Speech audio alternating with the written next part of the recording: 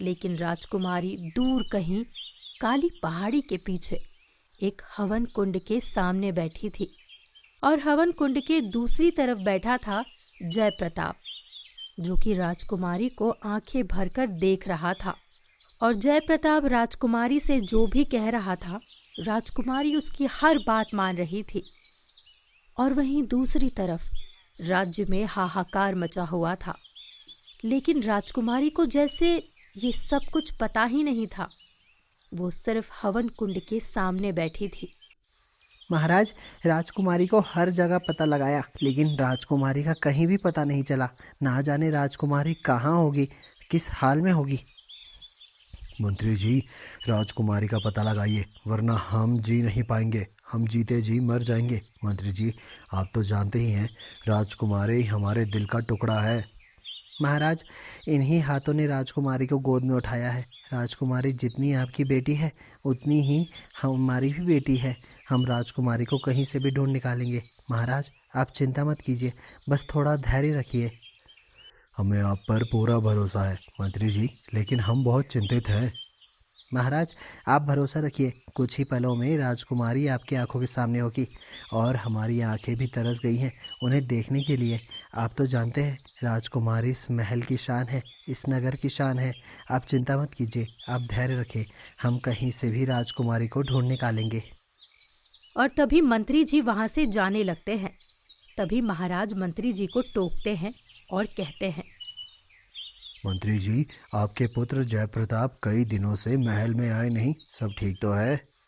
महाराज, सब ठीक है। जयप्रताप थोड़ा अपने कामों में व्यस्त है। आपको तो पता ही है, उन्हें वेदों का ज्ञान लेने का कितना शौक है। वो बस उन्हें सभी चीज़ों में लगे रहते हैं। हम उन्हें कहेंगे कि वो आपसे आकर ज़रूर मिले। उन्हें पता चलेगा राजकुमारी की सतह क्या हुआ, तो वो दौड़े चले आएंगे। और फिर मंत्री जी वहां से निकल जाते हैं और मन ही मन बड़बड़ाते हैं, कहीं महाराज को हम पर शक तो नहीं हो गया? नहीं नहीं, महाराज हम पर कभी शक नहीं कर सकते। महाराज हम पर बहुत भरोसा करते हैं और वो हम पर कभी शक नहीं कर सकते। लेकिन उन्हें अगर हम पर ज़रा भी शक हुआ तो वो हमें मौत के घाट उतार देंगे। राजकुमारी के आगे उन्हें कुछ नज़र नहीं आता। हमें ये बात जयप्रताप को बतानी होगी, लेकिन जयप्रताप तो वहाँ पूजा में बैठा हुआ है और 2 दिनों तक पूजा से नहीं उठ सकता। तभी राजकुमारी उसके बस में आएगी। लेकिन हमें ये बात जल्द से जल्द उसे बतानी होगी, कहीं सैनिक काली पहाड़ी वाली गुफा में पहुंच ना जाए, नहीं तो सारा भेद खुल जाएगा। मंत्री जी ये सारी बातें अपने मन में बड़बड़ा रहे थे। तभी सामने से महारानी आती है और मंत्री से कहती है, मंत्री जी, कुछ पता लगा? आपने राजकुमारी का कुछ पता लगाया? हम भी आपके साथ चलेंगे अपनी बेटी को ढूंढने। हमें पूरा यकीन है, हम अपनी बेटी को ढूंढ निकालेंगे। ज़रूर ज़रूर उसे कोई जादूगर उठा ले गया है, अपनी तरफ आकर्षित करके। ज़रूर उन पर किसी ने काला जादू किया है। महारानी, ऐसा कुछ नहीं है, आप चिंता मत कीजिए महारानी। हो सकता है कोई और बात हो। कोई और बात? कोई और बात कैसे हो सकती है मंत्री जी? आप किस बारे में बात कर रहे हैं? महारानी, हमें क्षमा कीजिए, लेकिन राजकुमारी जवान हो चुकी है। हो सकता है उन्हें किसी से प्रेम हो गया हो। मंत्री जी, आप ये कैसी बेहुदा बातें कर रहे हैं? क्या आप राजकुमारी को जानते नहीं? अरे आपने तो राजकुमारी को बचपन से देखा है, वो कितनी गुणवान है। और आप भी जानते हैं, अगर उन्हें किसी से प्रेम हो भी जाता तो वो हमें और महाराज को ज़रूर बताती। और फिर महारानी नाराज़ होकर वहाँ से चली जाती है। महारानी महाराज के कक्ष में जाती है और महाराज से कहती है, महाराज, हमें बहुत अजीब सा महसूस हो रहा है।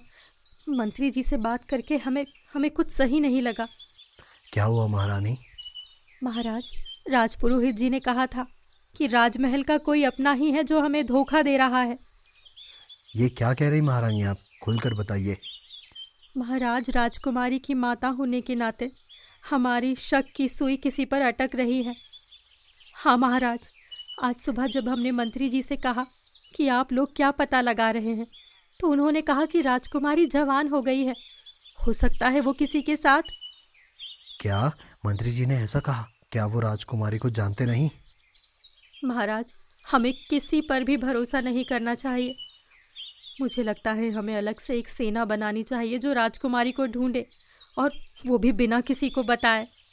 और फिर राजा कुछ सैनिकों की टुकड़ी के साथ ये योजना बनाते हैं और राजकुमारी को ढूंढने बिना किसी को बताए निकल जाते हैं। महाराज, महारानी और राजपुरोहित के साथ कुछ सैनिकों की टुकड़ी लेकर वो राजकुमारी को ढूंढने निकल पड़ते हैं। और आखिरकार महाराज, महारानी उस काली पहाड़ी की गुफा के अंदर जाते हैं और उस मंजर को देखकर सभी चौंक जाते हैं। हवन कुंड की अग्नि के सामने राजकुमारी मंत्रमुग्ध होकर बैठी है, जैसे राजकुमारी को कुछ होश ही नहीं था। और सामने बैठा था मंत्री का बेटा जयप्रताप, जो राजकुमारी का अपहरण कर राजकुमारी पर जादू कर रहा था, जिससे कि राजकुमारी पूरी तरह उसके वश में हो जाए। ये सब देख महाराज बहुत क्रोधित होते हैं और जयप्रताप को मारने के लिए दौड़ते हैं। तभी राजपुरोहित महाराज को रोक लेते हैं। जयप्रताप को बंदी बनाकर राजमहल लाया जाता है और राजपुरोहित राजकुमारी के ऊपर मंत्रा हुआ जल छिड़कते हैं, जिससे राजकुमारी को होश आ जाता है। और फिर राजमहल में हमें क्षमा करें महाराज, हमें क्षमा करें। हम वेदों का नहीं, काले जादू की शिक्षा ले रहे थे। हमने अपने काले जादू से राजकुमारी के ऊपर काला जादू किया और उन्हें अपने बस में करना चाहा। लेकिन तुम्हारी ज़रूरत कैसे हुई ये सब करने की, और तुम ये सब क्यों कर रहे थे आखिर? महाराज, आपके वंश को चलाने वाला आपका कोई पुत्र नहीं है, और ये बात हमें हमारे पिताजी ने कही थी कि आपके जाने के बाद हम आपके उत्तराधिकारी होंगे, अगर हम राजकुमारी को अपने वश में करके धीरे धीरे धीमा जहर देकर उन्हें मार डालें। जी तो कर रहे, इसी तलवार से यहीं तुम्हारे 1000 टुकड़े कर दे हम। तुम और तुम्हारे पिता इतने बड़े धोखेबाज निकलोगे, ये हमने कभी सोचा नहीं था। हमें क्षमा कर दीजिए महाराज, हमें क्षमा कर दीजिए। हम जीवन भर आपकी गुलामी करेंगे, हमें माफ़ कर दीजिए महाराज। तुम्हारे पिता इस राज्य से भाग चुके हैं तुम्हें छोड़कर, और तुम इतने सालों से काला जादू की शिक्षा ले रहे थे। ये सब करने के लिए तुम्हें हमारी बेटी को जादू से गायब किया, और तुम जैसे क्रूर इंसान को क्षमा किया जाए जो अपने ही राजा से धोखा करता है। तभी राज्यसभा में मौजूद नगर के सभी वासी जोर से चिल्लाते हुए कहते हैं, फांसी हो, फांसी हो, मंत्री और जयप्रताप को फांसी हो, धोखेबाजों को फांसी हो। और फिर राजा अपना फैसला सुनाते हैं। मंत्री और जयप्रताप ने जो भी किया, हम इसके घोर निंदा करते हैं। उन्होंने जिस थाली में खाया उसी में छेद किया। सचमुच ये लोग जिंदा रहने के काबिल नहीं हैं। लेकिन जब तक मंत्री वापस लौट कर नहीं आता और अपने आप को हमारे हवाले नहीं करता, जयप्रताप को काल कोठरी में डाल दिया जाए और उन पर 24 घंटे निगरानी रखी जाए। राजकुमारी अब फिर से खुश रहने लगती है। राजकुमारी के सर से पूरा काला जादू उतर जाता है और राजकुमारी अब दिन रात अपनी चित्रकला करती है और तलवारबाजी के गुण भी सीखने लगती है। महाराज और महारानी ये सब देख बहुत खुश होते हैं और राजमहल में एक बार फिर से खुशियाँ वापस लौट आती है।